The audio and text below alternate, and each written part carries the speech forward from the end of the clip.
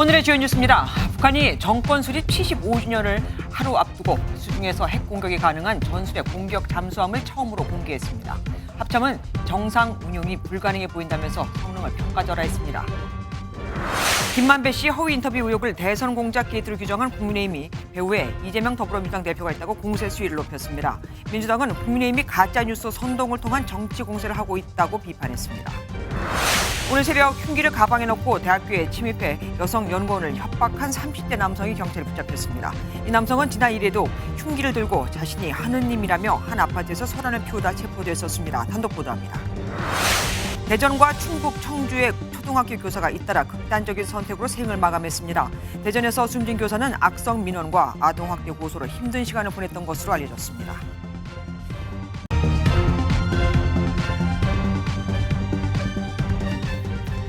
북한의 핵 위협이 이젠 해상으로까지 확대되는 걸까요? 김정은 위원장이 직접 수중 선제 타격 수단이라고 설명하며 전술핵 공격 잠수함을 처음으로 공개했거든요. 중단거리 탄도미사일 10발을 장착할 수 있고 여기에 전술핵을 탑재하면 말 그대로 핵 잠수함이 되는 겁니다. 김 위원장은 또 오래된 기존 잠수함들을 전술핵 잠수함으로 개조하겠다. 최대 6개월까지 잠행이 가능한 핵 추진 잠수함 개발도 계속하겠다고 밝혔는데 이는 미국 본토에도 엄청난 위협이 되는 겁니다. 미국 근처까지 잠수함이 조용히 갈 수 있다는 말이 되니까요. 첫 소식 강영호 기자가 보도합니다. 정권 수립 75주년을 하루 앞두고 북한이 공개한 신형 잠수함 김군옥 영웅함입니다. 함경남도 신포에서 진수식이 진행된 김군옥 영웅함은 수중 배수량이 3,000톤급 이상으로 추정됩니다. 함교 부분엔 잠수함 발사 탄도미사일 SLBM을 발사할 수 있는 10개의 수직 발사관이 포착됐는데 전술핵 탑재를 시도할 것으로 보입니다. 진수식에 참석한 김정은 국무위원장은 이번 잠수함 공개가 미국의 핵 추진 잠수함 전력에 대한 대응 성격임을 분명히 했습니다. 공화국에 대한 침략의 상징물로 인백에 있던 핵 공격 잠수함이라는 수단이 이제는 파렴치한 원수들을 공포에 질리게 하는 위협적인 우리의 힘을 상징하게 되고 북한은 20여 척에 달하는 기존 로미오급과 고래급 잠수함들을 전술핵 공격 잠수함으로 개조할 가능성도 시사했습니다. 우리는 기존의 잠수함들을 다 이 잠수함과 같이 무장 체계와 잠항 작전 능력을 갱신하고 최대로 향상시켜 핵 추진 잠수함 건조 계획도 이어갈 것으로 밝혔는데 다음 주 열리는 북러 정상회담에서 기술 이전 문제가 논의될 가능성이 있습니다. MBN 뉴스 강영호입니다. 이번에 공개된 전술핵 공격 잠수함의 위력은 어느 정도일까요? 김정은 위원장은 세상이 지금껏 알지 못하는 새로운 공격 잠수함이라고 치켜세우고 있는데 우리 군은 다르게 보고 있습니다. 정상 운용도 힘들 것이라고요. 이유가 뭘까요? 김태희 기자가 알아봤습니다. 북한이 새로 건조한 전술핵 잠수함은 작은 발사관 6개와 큰 발사관 4개를 갖추고 있습니다. 대형 SLBM 4발과 소형 SLBM 6발을 장착할 수 있는 겁니다. 발사관을 개조한다면 조금 더 큰 크기의 핵 어뢰인 해일까지도 탑재할 수 있습니다.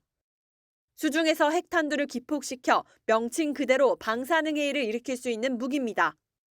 다만 북한의 잠수함은 핵 추진 잠수함이 아니라 기존에 보유한 디젤 엔진 중형 잠수함에 발사관 등을 만들어 개조한 겁니다. 북한 잠수함은 전술핵이든 전략핵이든 수중에서 핵무기를 쏠 수 있는 능력이 없었어요. 하지만 이제 북한은 한 척을 지금 보여줬고 이것을 표준형으로 해서 앞으로 여러 척을 합동참모본부는 북한 잠수함의 외형을 분석한 결과 미사일을 탑재하기 위해 함교 등 일부 외형과 크기를 키워 정상적으로 운용하긴 힘들다고 평가했습니다. 일부 전문가들도 북한의 신형 잠수함이 미사일 발사 압력을 견디고 잠수함을 소음 없이 운용할 수 있을지엔 회의적입니다. 우리 군은 한미 간 긴밀하게 공조해 확고한 대비 태세를 유지해 나가겠다고 밝혔습니다. MBN 뉴스 김태희입니다.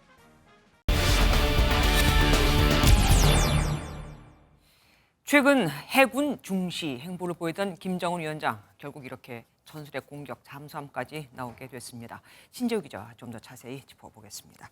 신 기자, 전술의 공격 잠수함 공개도 위협적인데 김 위원장은 여기에 더해서 핵 추진 잠수함을 만들겠다고 했습니다. 이게 두 가지가 어떻게 다른 겁니까? 네, 전술핵 잠수함은 SLBM이나 핵 어뢰 등 핵무기를 쏠 수 있는 능력을 가진 잠수함을 의미합니다. 네. 하지만 디젤 엔진으로 추진하는 재래식 잠수함인 만큼 짧으면 하루에 한 번은 물 위에 올라와야 하는데요. 반면 핵 추진 잠수함은 자체 핵 연료를 이용하기 때문에 일반 잠수함과 달리 최장 6개월까지 수중 작전 수행이 가능합니다. 북한 입장에선 재래식 잠수함보다 더 멀리, 더 은밀하게 운용해 미 본토를 기습 타격할 수 있는 능력을 가지게 된다는 겁니다. 현재 북한은 약 80여 척의 잠수함이 있지만 소음이 크고 속도가 느려 원거리 작전은 불가능하다는 평가를 받고 있습니다. 네. 그러니까 연료가 핵이냐 아니면 그냥 디젤, 그러니까 기름이냐 이렇게 달라지는 거네요. 오늘 핵 추진 잠수함을 언급한 이유는 뭘까요? 네, 먼저 전술핵 잠수함 건조에 성공한 만큼 다음 목표를 제시한 게 첫 번째 이유일 수 있을 것 같습니다. 또 다음 주 북러 정상회담이 또 기다리고 있지 않겠습니까? 네. 회담 직전 핵 추진 잠수함의 필요성을 공개하며 러시아에 메시지를 보낸 것으로도 해석됩니다. 북한이 이번 회담에서 재래식 무기를 러시아에게 넘기는 대신 핵 추진 잠수함 기술을 요청할 것으로 보이는 이유입니다. 그리고 오늘 굉장히 특이한 점이 있었습니다. 진수자로 최선희 외무상이 등장을 했어요. 네, 진수식에선 보통 주빈의 부인이 진수주를 절단하고 샴페인병을 깨뜨리는 것이 관례입니다. 그렇죠. 여성이 나오죠. 맞습니다. 지난해 7월 우리나라 정조대왕 진수식 때도 김건희 여사가 나서서 진수자로 나선 적이 있습니다. 네네. 그런데 부인 리설주나 김여정 부부장이 아닌 최선희 외무상이 맡은 건 강경 대미 메시지를 전달하기 위함이란 분석입니다. 대미 강경 입장, 대미 최전선에 있는 인물이란 측면, 이것들을 오히려 이제 적극적으로 상징화하려는 취지가. 그렇군요. 우리 북한 잠수함 전력이 이렇게 굉장히 세진 건 알겠습니다. 그러면 우리 측은 어떨까요? 네, 우리 군은 1200톤급 9척, 1800톤급 9척, 그리고 3000톤급으로 도산안창호함, 안무함, 그리고 신체호함이 있습니다. 3000톤급 중 현재 실전 배치된 도산안창호함은 2년 전 SLBM 발사에도 성공한 바가 있는데요. 북한이 약 80대의 잠수함을 보유하며 절대적인 숫자는 많지만 실제 기동 운용 능력 측면에서는 우리 군이 훨씬 앞서 있다는 평가입니다. 네. 오늘 공개된 전술핵 잠수함의 뼈대가 되는 로미오급 잠수함만 해도 구소련의 1950년대 기술을 바탕으로 만들어졌습니다. 그러니까 숫자적으로는 북한이 더 많지만 질적으로는 우리가 훨씬 더 우세하다. 알겠습니다. 지금까지 신재우 기자와 함께했습니다. 모든 의혹은 이재명 대표를 향하고 있다. 김만배 씨의 허위 인터뷰 의혹을 둘러싸고 국민의힘이 파상 공세를 펼치고 있습니다. 국민의힘은 이번 사건의 배우가 누구인지 가담자 등 전모를 발본색원하겠다고 밝혔고 이 허위 인터뷰 배후에 민주당이 있다는 증거가 있다는 주장까지 내놨습니다. 그간 허위 인터뷰와 관련해 말을 아끼던 이 대표, 공작도 아닌 조작이라고 반발했습니다. 정태진 기자가 먼저 보도합니다. 김만배 허위 인터뷰 의혹을 대선 공작 게이트로 규정한 국민의힘은 김만배와 이재명은 운명 공동체라고 규정했습니다. 모든 의혹은 이재명 당대표를 향해 있습니다. 배우를 비롯해서 범죄 전모를 낱낱이 밝혔습니다. 현역 의원들이 대거 포함된 대선 공작 진상조사단을 발족해 신속히 진상을 밝히겠다는 계획입니다. 한동훈 법무부 장관도 김만배 인터뷰를 보도한 언론사를 꼬집어 철저히 수사하겠다며 힘을 보탰습니다. 극단적인 편향 언론들이 투표 며칠 전에 조직적으로 허위 뉴스를 퍼뜨렸다면, 그리고 그것이 어떤 특정 후보를 밀기 위한 의도였다면 당연히 그것은 중대한 범죄가. 이재명 민주당 대표는 가짜뉴스 선동을 통한 정치 공세라며 관련해 처음으로 입장을 내놨습니다.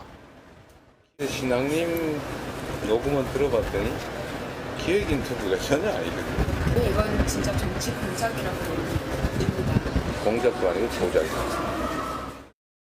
김만배 씨 허위 인터뷰 의혹을 놓고 정부 여당과 민주당이 본격적으로 맞붙으면서 전국의 또 다른 뇌관으로 떠오른 모습입니다. MB 뉴스 정태진입니다. 허위 인터뷰 논란에 휩싸이는 화천대유 김만배 씨는 당시 신학림 씨에게만 이 관련 얘기를 한 게 아니라고 합니다. 다른 언론인, 변호사 등 여러 명에게 얘기를 했는데 유독 신학림 씨만 그것을 녹음했고 나중에 그걸 공개했다 이거죠. 또 당시 대화를 나누면서 윤석열 대통령을 언급한 건 자기가 센 사람처럼 보이려고 조미료를 친 것이라고도 했습니다.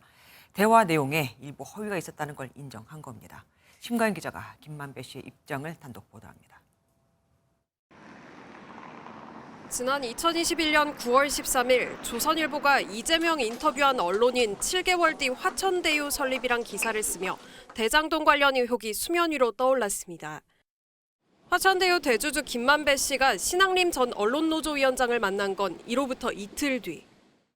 MBN 취재 내용을 종합하면 김 씨는 이 시기 여러 언론계 지인과 변호인에게 언론에 보도된 사건의 전말을 설명해왔다고 검찰에 진술한 것으로 전해집니다. 그중 한 명이었던 신 전 위원장이 사적 대화를 동의 없이 녹취해 공개한 것이지 허위 인터뷰를 기획한 건 아니라는 취지로 해석됩니다. 그럼 당시 대화가 녹취되고 있었던 것에 대해서는 전혀 몰랐어요? 예, 몰랐어요. 그거는 신학님 선배가 뭐 저한테 사과해야 될 부분이라고 생각해요. 또 당시 언론노조 전 위원장이었던 신 씨에 대해 더 영향력 있는 자리의 언론인들과 가까운데 굳이 언론 보도를 청탁할 만한 위치로 생각하지 않았다는 입장입니다. 단 센 사람처럼 보이려고 조미료를 쳤다며 당시 신 전 위원장과 나눴던 대화에 일부 허위가 있었다는 점을 검찰에서 인정한 것으로 전해집니다.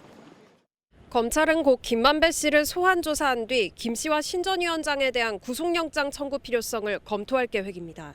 MBN 뉴스 심가현입니다. 1억 6,500만 원을 신학림 씨에게 보낸 건 책 판권 구입용이다. 아니다. 판권이 아닌 그냥 책값이다. 김만배 씨와 신학림 씨와 그 입장이 엇갈리고 있다는 소식 앞서 전해드렸죠. 그런데 수상한 점이 또 하나 있습니다. 책을 매매하며 작성한 계약서에는 두 사람이 인터뷰하기 6개월 전 날짜가 적혀 있는데 이 두 사람은 인터뷰를 위해서 만난 게 20년 만이라고 하고 있거든요.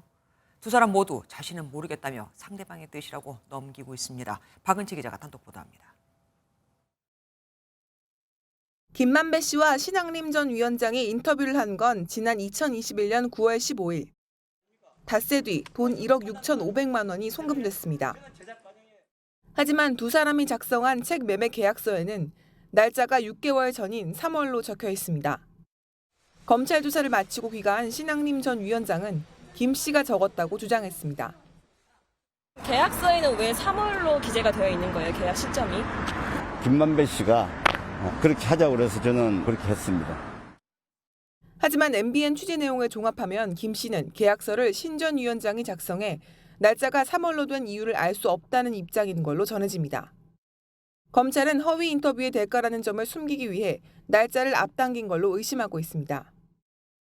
그거를 보도해 주는 거에 대한 신학님한테 거기에 대한 대가이겠죠. 뭐 검토를 하고서 이제 이걸 받아서 주는 걸로 하다 보니 이제 앞으로 땡겨가지고. 김 씨가 1억 6천여만 원은 책 3권의 판권을 구입했다는 입장인 반면 신 전 위원은 책 3권의 값이라는 기존 입장을 다시 한번 강조했습니다. MBN 뉴스 박은치입니다. 허위 인터뷰 의혹이 확산하자 뉴스타파가 당시 녹취록 전문을 공개했는데 짜집기해서 인터뷰를 내보낸 정황이 드러났습니다. 특히 부산저축은행 대출 브로커 조우영 씨에게 커피를 타준 사람은 당시 검사가 아닌 검찰 직원이었다는 점이나 대화 내용 앞뒤를 잘라 마치 주어가 그러니까 사건을 무마해줬다는 사람을 바꾼 듯한 오해를 불러일으킬 만한 내용도 들어있었습니다. 이상혁 기자가 보도합니다. 대통령 선거를 사흘 앞둔 지난해 3월 6일 당시 뉴스타파 보도에서는 윤석열 당시 대검 중수 이과장이 수사검사에게 지시해 조우영 씨에게 커피를 주며 수사를 무마했다는 점을 강조하는 취지의 내용이 나옵니다.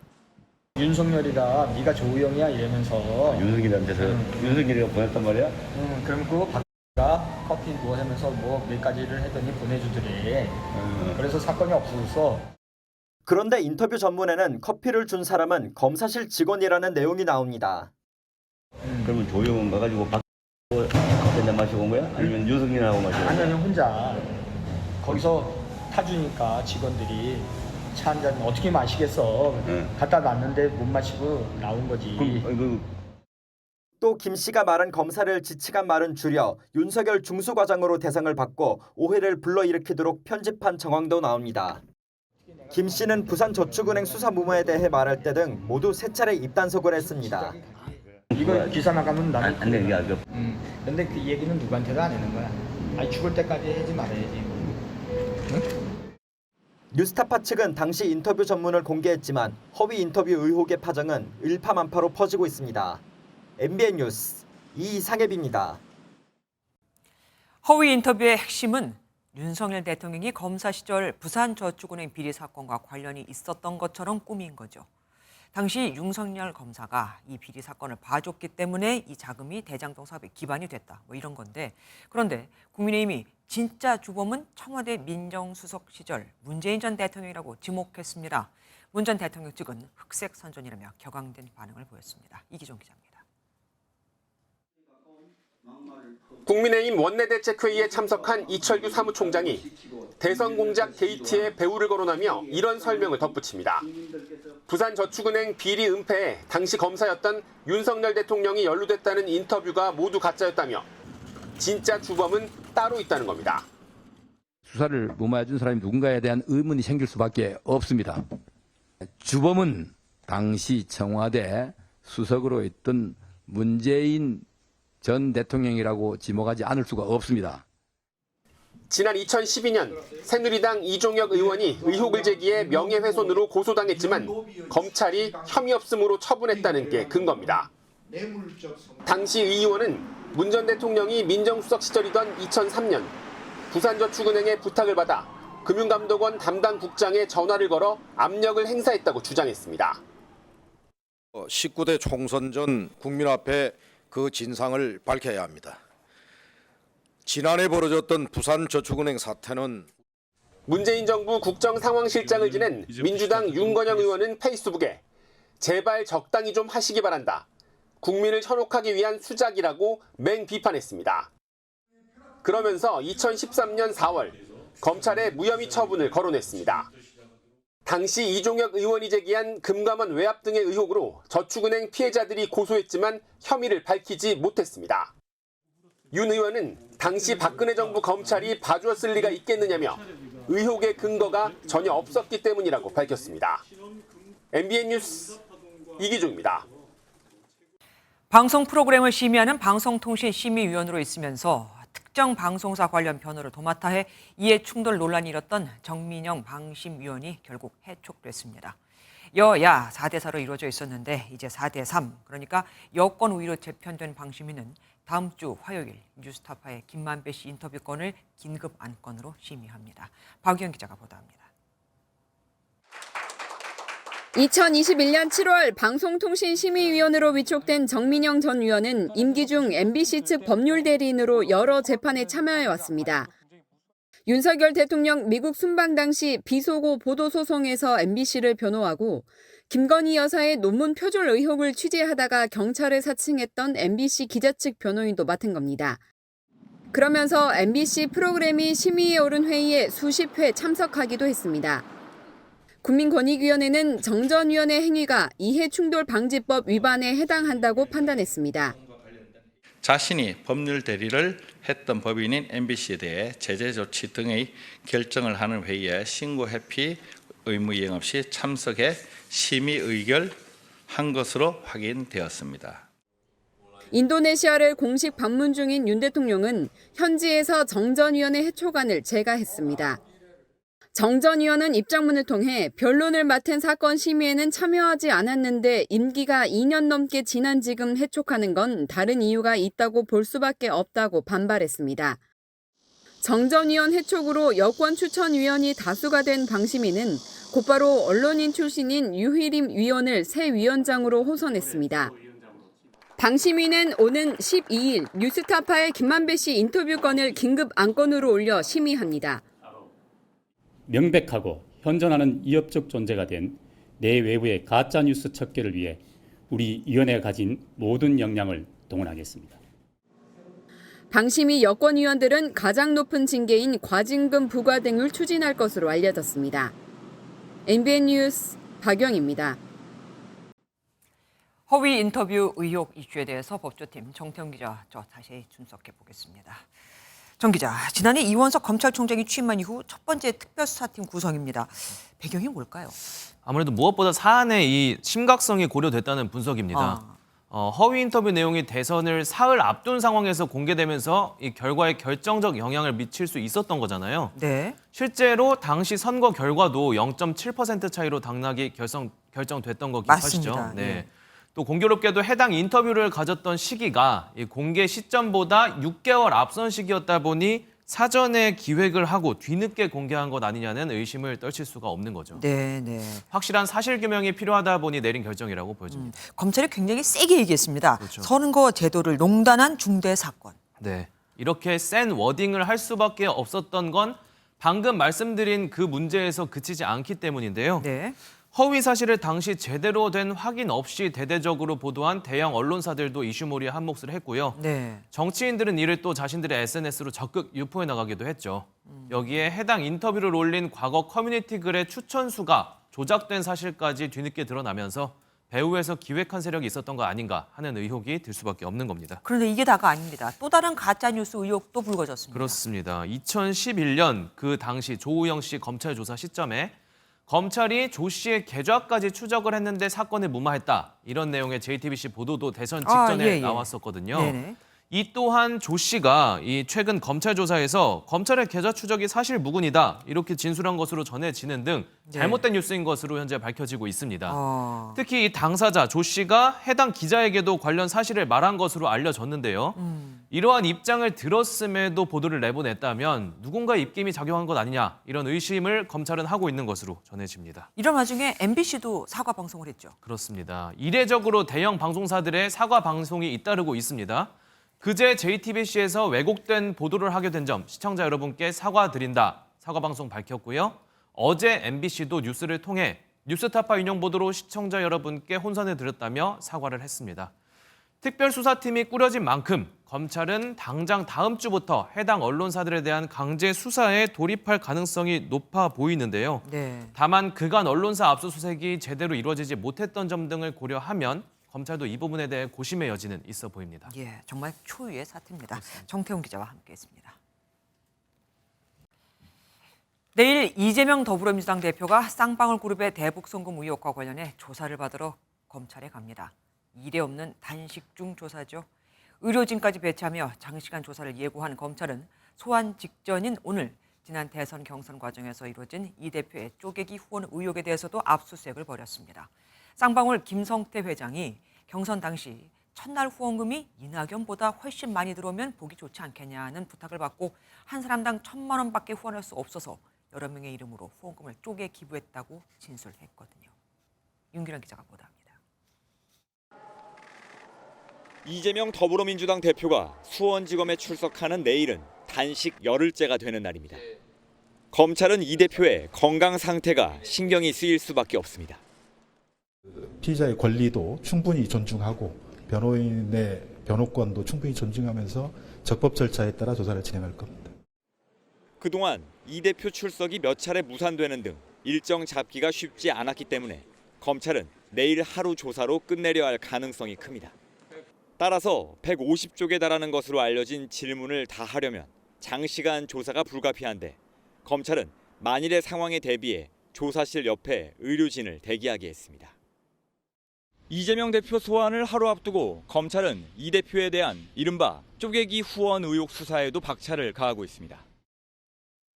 김성태 전 쌍방울 회장은 이화영 전 경기도 평화부지사의 재판에 증인으로 출석해 지난 대선 민주당 경선 과정에서 1억 5천만 원을 이 대표 측에 기부했다고 밝힌 바 있습니다. 검찰은 김 전 회장이 여러 명의 이름으로 쪼개기 기부를 했다는 진술에 따라 후원자 명부와 계좌 내역을 확보하려고 중앙선거관리위원회를 압수수색했습니다.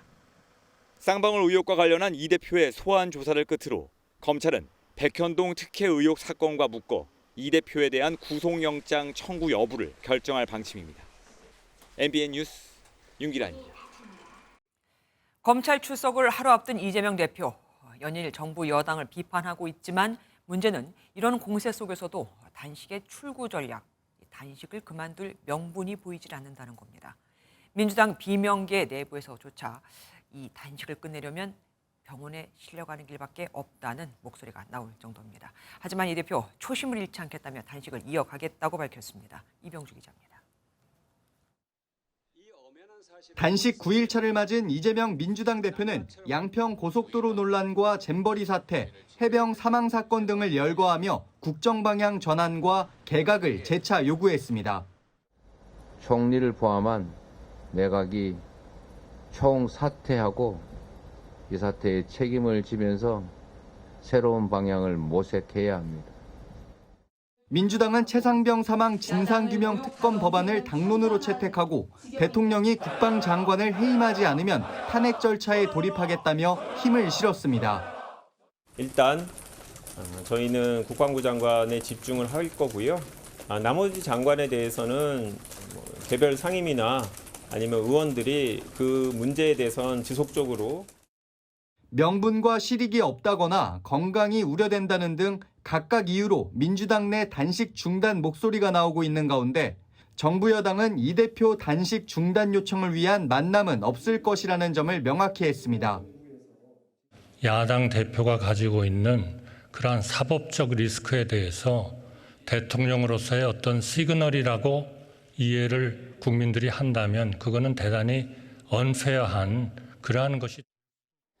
이재명 대표는 민주주의가 밥 먹여준다는 초심으로 시작한 단식이었다고 SNS에 글을 올려 단식을 강행할 뜻을 거듭 밝혔습니다. MBN 뉴스 이병주입니다. 국회 대정부 질문 마지막 날 역시 주제는 대장동 인터뷰 의혹과 일본의 오염수 방류 문제였습니다. 그런데 이 과정에서 한동훈 법무부 장관과 안민석 더불어민주당 의원이 충돌했습니다. 안 의원이 그동안 했던 무례하고 모욕적인 발언 등에 대해 사과할 기회를 주겠다고 하자 한 장관 지역구 주민에게 국민에게 문자로 욕설을 보낸 분이 할 말은 아닌 것 같다며 맞섰거든요. 김순철 기자가 보도합니다. 국민의힘은 대장동 인터뷰를 대선 공작으로 규정하며 이를 보도한 언론사에 대한 책임 문제를 적극 거론했습니다. 언론을 통한 공작으로 대선의 결과를 바꾸려 했다. 이게 만약에 사실로 밝혀지면 언론들도 책임을 면할 수는 없을 것 같아요. 국기를 흔드는 이 악의적인 사고를 일으키는 경우라면 존폐 자체를 다시 한번 재검토해보는 근원적으로. 반면 민주당은 일본의 오염수 해양 방류를 두고 공세에 나섰습니다. 우리 수산업자를 보호하는 최선의 길은요, 일본이 방류하지 않도록 하는 겁니다. 계속 가짜뉴스, 선동 이걸 가지고 100만 수산인을 지금 코너에 몰아넣고 있는 전 정부의 입장과 우리 정부의 입장은 똑같습니다. 안민석 더불어민주당 의원은 한동훈 법무부 장관에게 총선 출마 여부를 물었다가 날선 신경전으로 이어졌습니다. 내년 총선 출마하십니까? 저 제 임무를 다하겠습니다. 그런 문제를 대정부질에서 물을 거는 아닙니다. 의원님은 출마하십니까? 안 의원은 그동안 한 장관 태도에 문제가 있었다며 수차례 사과를 요구했습니다. 제가 사과할 기회를 한번 드리겠습니다. 위원님은 위원님에 있는 지역구의 국민들한테 욕설을 문자로 보내신 분이었죠. 김현숙 여가부 장관은 새만금 잼버리 파행 운영과 관련해 사퇴할 의사는 없다는 뜻을 우회적으로 밝혔습니다. MBN 뉴스 김순철입니다.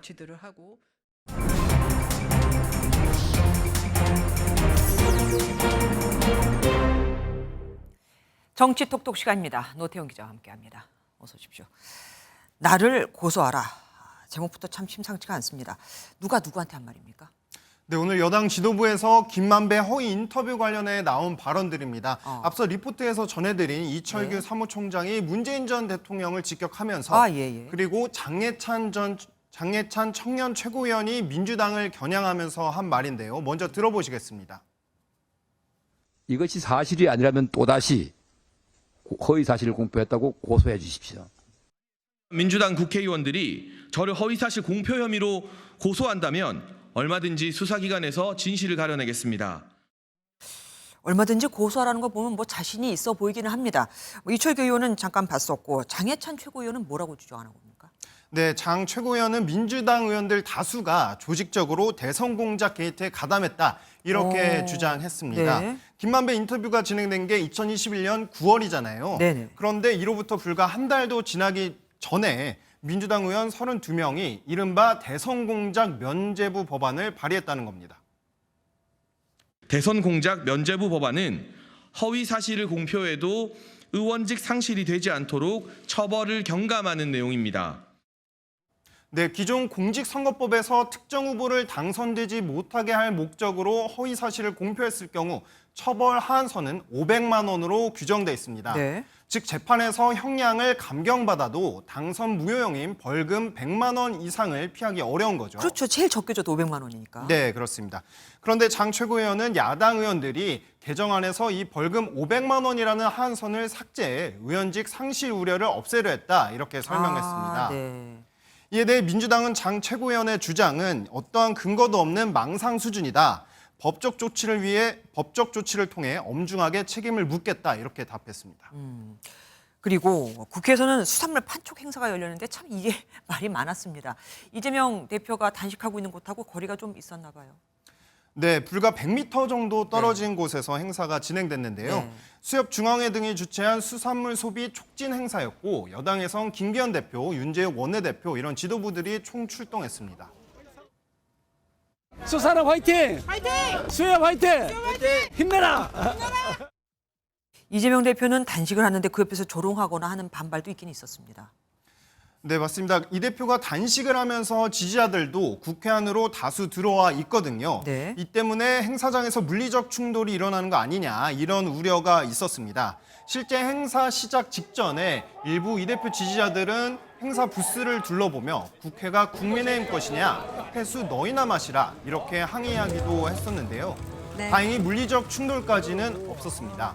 행사에 대해 여당은 이 대표의 단식이 시작되기 전부터 계획했던 거라고 설명했습니다. 그래서 행사는 당초 수산물 시식회를 하려 했지만 판매 홍보 행사로만 진행됐습니다. 그러니까 우리 당대표는 지금 단식을 하고 있는데 옆에서 음식을 팔다니 이게 무슨 조롱이냐 이거였군요. 참 어디까지 가나 봐야겠습니다. 지금까지 노태영 기자와 함께했습니다. 새벽 시간에 흉기를 들고 대학교에 들어가 연구원에게 하느님을 믿어라고 협박한 남성이 붙잡혔습니다. 종교 관련 책을 낸 30대 작가로 알려졌는데 불과 엿새 전에도 쇠 갈퀴를 들고 아파트에서 내가 하느님이다며 비슷한 범행을 저지른 것으로 MBN 취재 결과 확인됐습니다. 김태영 기자가 단독 보도합니다. 서울 마포구에 있는 한 유명 사립대 건물입니다. 오늘 새벽 1시쯤 30대 남성이 가방에 흉기를 소지한 채 이 건물로 들어가 소란을 피웠습니다. 다 뒤집어 놓고 갔다가 쓰레기통에다 다 집어넣고 발로 잡았대요. 게다가 또 5층에서는 이렇게 막 씻는 소리가 들렸다고. 이후 4층 건물로 올라가 연구원에게 하느님을 믿으라며 협박하다 경찰에 체포됐습니다.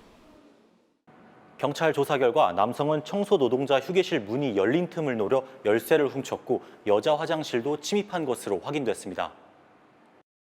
남성은 흉기는 원래 가지고 다니던 것이라며 남자 화장실에 들어가려다 잘못 들어갔다는 취지로 진술했습니다.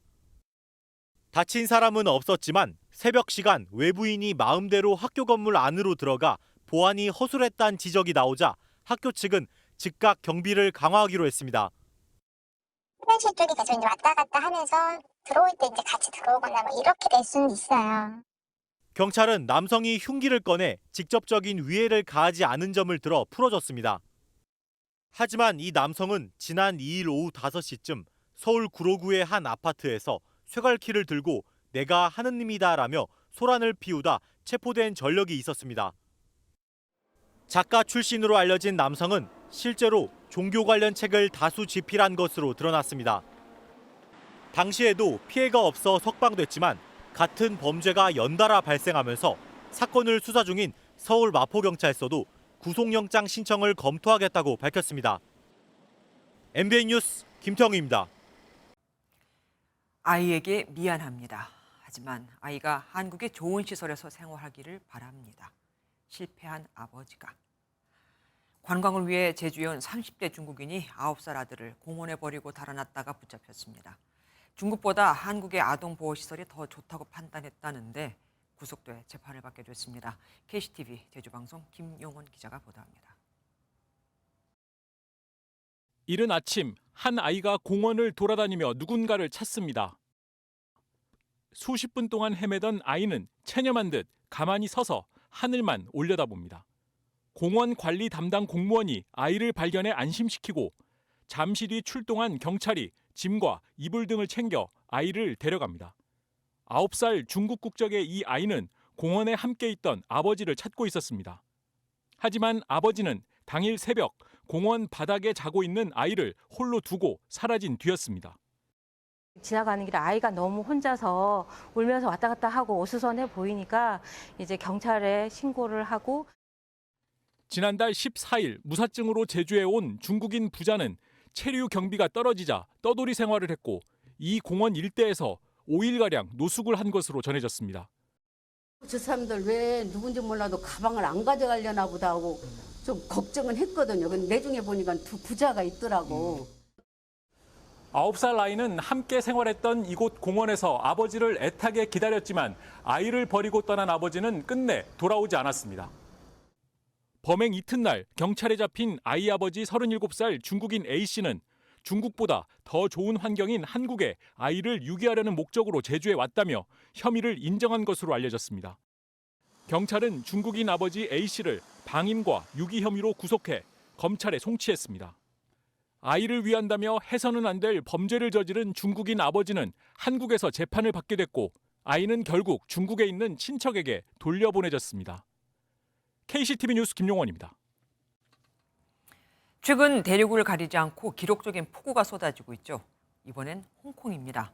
11호 태풍 하이쿠이의 여파로 2명이 목숨을 잃었고 도시가 마비됐습니다. 139년 만에 최대 강수량이었죠. 브라질에서도 사이클론이 몰고 온 폭우로 최소 39명이 숨졌습니다. 장동건 기자입니다. 대형 쇼핑몰 안에 물이 가득 들어찼습니다. 곳곳에서 산사태가 나고 도로가 무너지며 차량이 파묻혔습니다. 태풍 하이쿠이가 몰고 온 저기압에 어제 오후부터 홍콩에 엄청난 집중호우가 내린 탓입니다. 完全冇見過啊！第一次俾我見到係咁嚴重咯。之前嗰啲打風啊嗰啲都冇呢個咁嚴重嘅情況，睇到都好恐怖。 시간당 최대 158mm가 쏟아졌는데 관측이 이루어진 139년 중 최대 기록입니다. 오늘도 이어지는 비 소식에 홍콩 정부는 호우경보 최고 단계인 흑색경보를 유지했습니다. 또 태풍경보 8호에 준하는 주의를 당부했는데 회사와 공공기관 대부분이 문을 닫고 대중교통 운행이 제한되는 사실상 도시 폐쇄 수준입니다. 이에 따라 학교에는 긴급 휴교령이 내려졌고 홍콩 증시도 하루 휴장했습니다. 홍콩과 인접한 중국 선전시에도 통계 기록 사상 최대치의 폭우가 내려 홍수 피해가 잇따랐습니다. 한편 브라질 남부 히우그란지 두술주 일대에는 지난 5일 발생한 사이클론으로 현재까지 최소 39명이 숨졌습니다. 구조 작업이 이어지는 가운데 추가로 많은 양의 비가 예보돼 재난당국은 바짝 긴장하고 있습니다. MBN 뉴스 장동건입니다. 이게 웬일이죠? 극단적 선택을 한 교사가 2명 더 추가됐습니다. 2명 다 초등학교 교사였죠. 특히 한 명은 임용된 지 20년 된 베테랑이었는데 이 숨진 교사는 친구를 폭행한 학생을 교장실에 보냈다는 이유로 학부모로부터 고소를 당하고 4년간 악성 민원에도 시달려왔다고 합니다. 김영현 기자가 보도합니다. 초등학교 입구 주변으로 근조 화환이 줄지어 세워져 있습니다. 화환에는 선생님 지켜주지 못해서 죄송합니다라는 문구가 담겨 있습니다. 이 학교 40대 교사가 지난 5일 자택에서 극단적인 선택을 시도해 병원으로 옮겨졌지만 이틀 만에 숨졌습니다.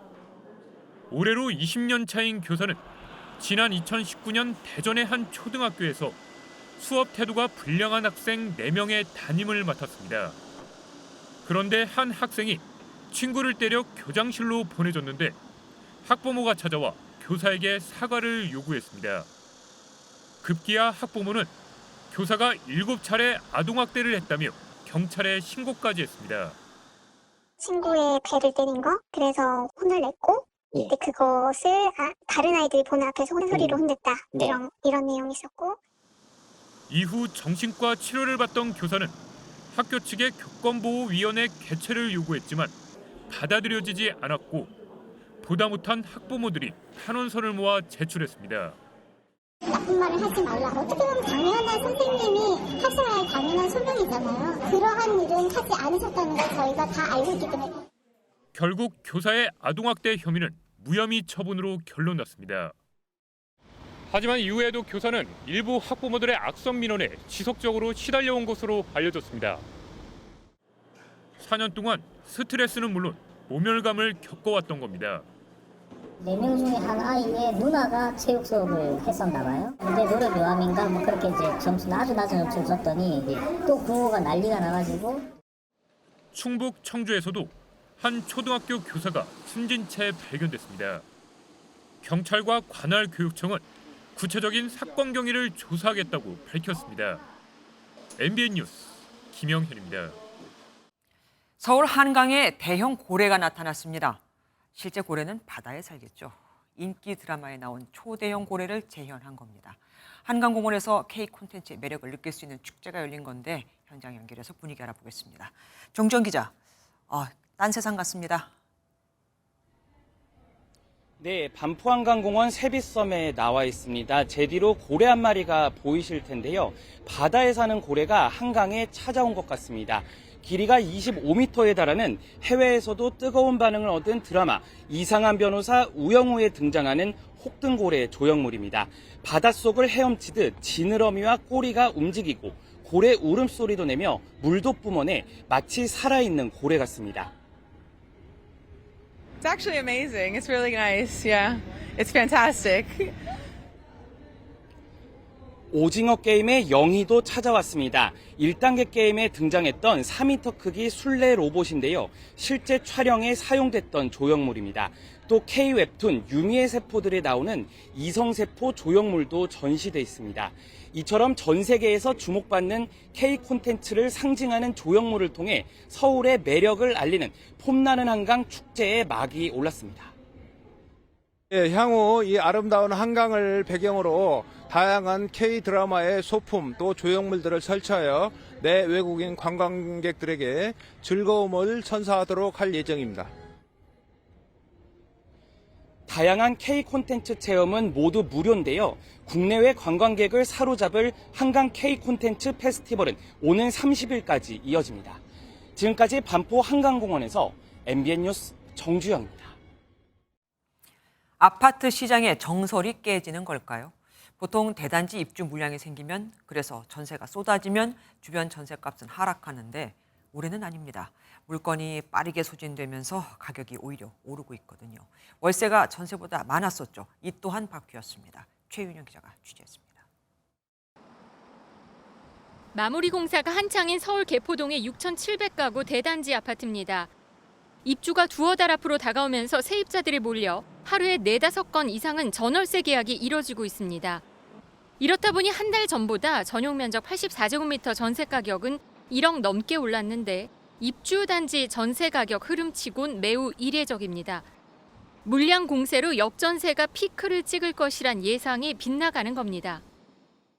대단지 입주 시기가 되면 금액이 많이 떨어졌었는데 최근에 여기만큼은 그렇지 않고 그리고 나오는 대로 금방 소진이 되고 계약이 좀 빠른 편이에요.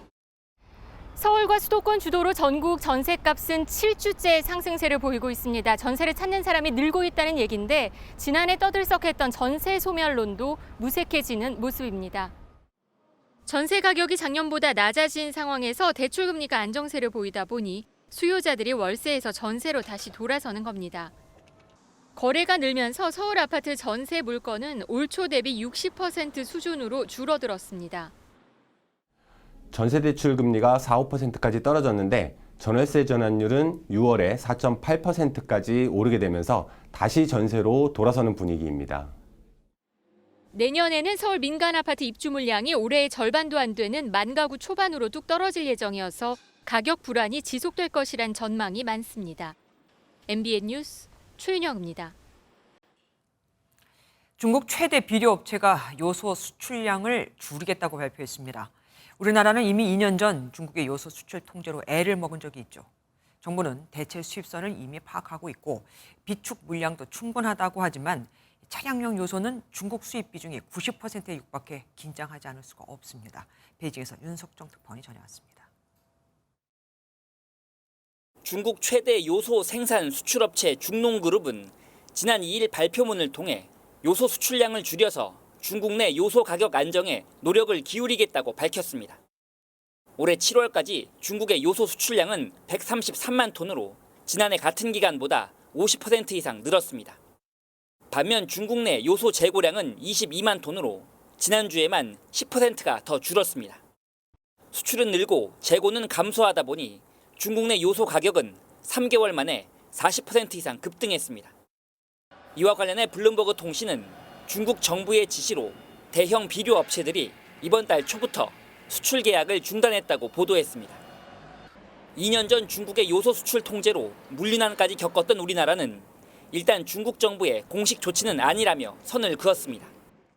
중국하고도 굉장히 안정적으로 관계가 돼 있기 때문에 과거와 같은 포괄적인 수출 제한 조치는 없을 걸로 기대하고 있습니다.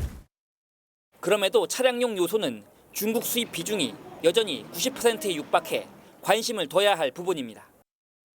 정부는 요소 수입 다변화와 충분한 재고 물량 확보로 당장 큰 문제는 없다는 입장이지만 중국이 장기간 요소 수출량을 줄여나갈 경우를 대비해야 한다는 지적이 나옵니다.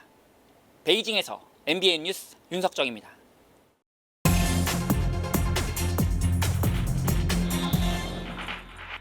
경제 뉴스를 쉽고 재밌게 또 알차게 전해드립니다. 경제기자 오태윤입니다.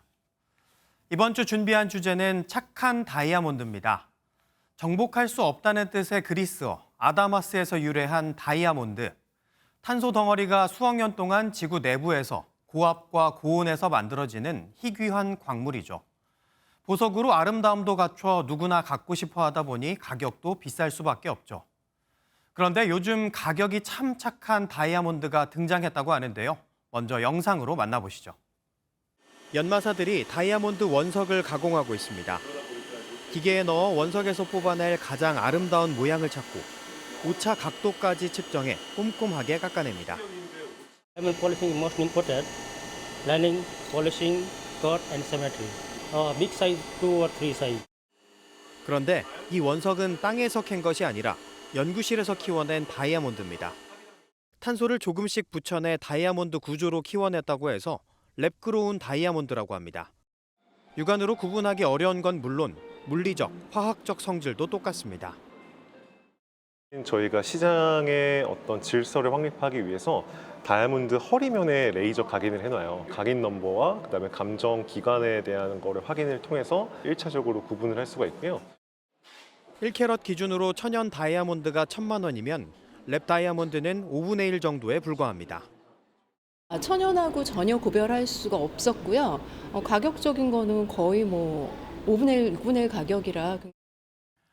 인도 모디 총리는 지난 6월 국빈 방문한 바이든 대통령 부인에게 7.5캐럿짜리 다이아몬드를 건네 화제가 됐었죠. 이때 건넨 게 랩그로운 다이아몬드입니다. 제조 과정에서 태양력과 풍력 에너지를 사용해 친환경적으로 만들었다고 소개했죠. 천연 다이아몬드는 10톤 광물을 캐내면 10캐럿 정도 원석을 얻고 그중에 10% 정도만 보석으로 쓸 수 있습니다. 환경 오염 논란이나 비윤리적인 노동이 문제점으로 불거지는 이유입니다. 랩그로운 다이아몬드는 지난 2016년 10억 달러 미만에서 지난해 120억 달러로 크게 성장했습니다. 싸고 똑같은 다이아몬드가 등장하다 보니 천연 다이아몬드 가격도 40% 가깝게 떨어졌습니다. 만들어내는 다이아몬드이다 보니 기념이나 추억하기 위한 보석으로 만들 수 있습니다. 분골이나 머리카락에서 탄소 성분을 추출해 다이아몬드를 만드는 이른바 메모리얼 다이아몬드입니다. 오로지 유골에서만 나온 탄소로만 만들어진 세상에서 하나뿐이 없는 다이아몬드라고 보시면 됩니다. 랩그로운 다이아몬드는 물리적 특성이 천연과 같아 모조석이라고 불리는 모이사나이트나 큐빅과는 차이가 있습니다. 덴마크의 한 보석 회사는 더 이상 채굴 다이아몬드를 사용하지 않겠다고 할 정도니 이제는 다이아몬드도 키워서 사용하는 세상이 된 걸까요? 지금까지 경제기자 M이었습니다. 미국 유권자의 46%가 내년 대선에서 공화당 후보로 누가 나오더라도 바이든 현 대통령보다는 낫다고 본다는 여론조사 결과가 나왔습니다. 같은 조사에서 어느 민주당 후보가 나오더라도 트럼프 전 대통령보다 낫다고 답한 비율은 44%였습니다. 민주당, 공화당 양측 다 고민이 많을 듯하죠. 고정식 기자가 보도합니다. 미국 CNN 방송이 발표한 여론조사 결과 조 바이든 현 대통령의 재선 도전에 빨간불이 켜진 것으로 나타났습니다. 응답자의 46%가 내년 11월 대선에서 누가 공화당 후보가 되더라도 바이든보단 나은 선택이라고 답한 겁니다. 바이든 대통령의 국정수행 지지도는 39%. 바이든 대통령이 성과로 내세우는 경제마저 더 나쁘게 만들었다는 응답률이 절반을 넘은 58%에 달했습니다. In fact, my predecessor was one of only two presidents in history who entered his presidency and left with fewer jobs than when he entered. 바이든 대통령과 도널드 트럼프 전 대통령의 리턴 매치가 실제로 이뤄졌을 땐 바이든 46%, 트럼프 47%로 지지율이 팽팽했습니다. 공화당 대선 후보군에서 우세를 보이는 트럼프 전 대통령보단 어떤 민주당 후보라도 지지한다는 응답률 또한 44%가 나왔습니다. 최근 조지아주에서 네 번째로 기소되며 더 커진 사법 리스크를 안게 된 트럼프 전 대통령의 선호도는 35%였습니다. What they're doing is election interference. They're trying to interfere with an election. There's never been anything like it in our country before. 이번 여론조사는 미 CNN 방송이 여론조사기관 SSRS에 의뢰해 지난달 25일부터 31일까지 18살 이상 미국 남녀 1,503명 대상 온라인이나 전화응답 방식으로 이뤄졌으며 신뢰도 95%, 오차 범위는 플러스 마이너스 3.5%포인트입니다. MBN 뉴스 고정수입니다. 미국이 긴장했나 봅니다. 북한이 러시아에 무기를 공급하면 후과가 있을 것이라고 연일 경고하고 있는 미국. 이번엔 해리스 부통령까지 나서서 큰 실수가 될 것이라고 강조했거든요. 이런 가운데 북한이 러시아를 해킹하고 있다는 주장도 나왔습니다. 러시아가 전쟁에 집중하는 틈을 타서 군사 정보를 수집하고 있다는 겁니다. 워싱턴에서 최종락 특파원입니다. 아세안 관련 정상회의 참석차 인도네시아를 방문한 해리스 미국 부통령. 방송 인터뷰에서 북한이 러시아에 탄약을 공급하는 것은 큰 실수가 될 것이라고 말했습니다. 이미 전략적 실패란 러시아와 북한 모두 고립될 것이라고도 강조했습니다. It is not only ill-advised, I'm concerned about it, we are concerned about it. But, here's the bottom line. Russia has been levied a strategic failure. 이어 러시아가 북한과 무기 거래에 나선 것은 매우 절박하다는 것이 분명하다고 밝혔습니다. 이런 가운데 마이크로소프트는 북한이 러시아의 우크라이나 전쟁을 지원하면서도 뒤에선 러시아 정부와 방산업체에 대한 사이버 공격을 계속하고 있다고 주장했습니다. 이유는 북한이 군사 역량을 강화하기 위한 것으로 북한 해커들이 전쟁에 집중하고 있는 러시아를 상대로 정보를 수집하고 있다고 설명했습니다. 이로 인해 북러 밀착 관계는 단기적으로 서로 필요성 때문이라는 해석도 제기됩니다. 워싱턴 외교가에선 미국이 북한에 대한 제재를 강조하고 있지만 대북 제재가 이행되지 않은 상황에서 방안 찾기가 쉽지 않을 것이라는 전망도 제기됩니다. 워싱턴에서 MBN 뉴스 최종락입니다. 조선시대 40기 왕릉 중 유일하게 미공개됐던 왕릉인 효릉이 개방돼 관람이 가능해졌습니다. 경복궁은 물론 명성황후 시해 장소인 건청궁도 불러볼 수 있는 귀한 시간이 마련됐는데 이 건청궁은 이번에 놓치면 또 언제 다시 개방할지 모른다고 합니다. 김문영 기자가 다녀왔습니다. 무릎을 꿇으면서 4번 절하고 상의에 향과 함께 잔을 올리는 예를 갖춥니다. 조선시대 12번째 왕인 인종과 인성왕후의 무덤인 효릉에서 제사를 지내는 모습입니다. 젖소계량 사업소 부지에 위치한 탓에 이렇게 효릉은 섬처럼 고립되어 있었는데요. 관람로가 생기면서 관람객들의 일부 관람이 가능해졌습니다. 그동안 방역 문제 때문에 일반인의 통행이 어려웠지만 문화재청이 농림부, 마사회 등과 협의한 끝에 하루 3차례의 관람이 허용됐습니다. 이로써 효릉은 지난 2009년 유네스코 세계유산에 등재된 조선왕릉 40기 중 마지막으로 접근 제한이 풀린 왕릉이 됐습니다. 앞으로 국민들께서 많이 찾아주시고 하면 온전한 41만 평의 문화재 구역이 다 능력이 복원될 수 있을 거라고 기대하고 있습니다. 고종과 명성황후가 생활했고 명성황후의 시해 장소가 된 건청궁도 6년 만에 개방이 이루어져 오는 18일까지 자유롭게 관람이 가능합니다. 건천궁의 재개방 계획이 관리 보존 등의 이유로 인해 미정인 만큼 귀한 관람 기회입니다. 밤에는 경복궁 야간 개장, 창덕궁 달빛 기행 관람이 다음 달까지 가능한데 두 행사 모두 지난달 예매 기간 동안 티켓이 매진됐습니다. 다만 다음 달 경복궁 야간 개장 관람은 오는 25일에 예매 기회가 남아있어 궁을 관람하려는 시민들의 열띤 참여가 예상됩니다. MBN 뉴스 김문영입니다.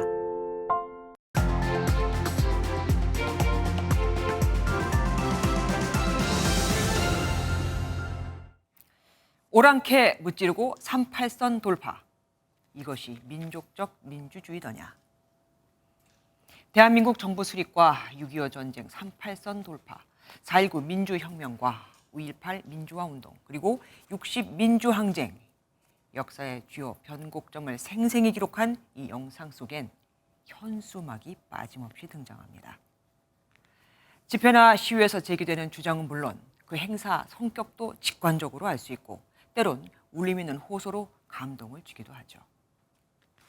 하지만 이랬던 현수막이 이젠 일상에 불편을 주는 수준을 넘어 환경 재앙이 돼버렸습니다. 각 정당이 한 번 쓰고 버리는 선거 관련 현수막 얘기입니다. 환경부에 따르면 올해 2분기 폐현수막 발생량은 무려 1,418톤. 이 가운데 재활용된 건 4개 중 하나꼴, 그러니까 24.3%에 불과합니다. 그럼 나머지는 어떻게 됐을까요? 문제는 앞으로 현수막 공해가 더 심해질 거라는 겁니다. 지난달 24일 공직선거법이 개정되면서 현수막 설치 금지 기간이 선거일 전 180일에서 120일로 단축됐거든요. 보는 국민들 입장에서는 60일이나 더 정치 현수막에 시달려야 하는 겁니다. 국회에는 현수막 공해를 막기 위한 5개 광고물법 개정안이 10여 개 발의가 돼 있지만 상임위 소위에 회부된 건 없습니다. 논의를 시작조차 못하고 있는 거죠. 되레 자기들이 거는 현수막 일수를 늘리고 있으니 국민이 원하는 바와 거꾸로 가는 거 맞죠? 사실상 규제 사각지대에 놓인 정당 현수막에 자전거를 타고 갔던 시민이 다치고 현수막 줄에 걸려서 넘어지고 심지어 교통신호를 가려 아찔한 순간을 맞는 게 비일비재하다고 그렇게도 보도가 됐는데도 말입니다. 버려진 천막이나 차량 안전벨트를 재활용해 단 하나뿐인 나만의 가방을 만들어 파는 스위스 업사이클링 브랜드 프라이탁. 버려지는 의류가 환경을 해친다면서 제발 의류 사지 말고요. 수선해서 입어주세요라는 미국 아웃도어 기업 파타고니와.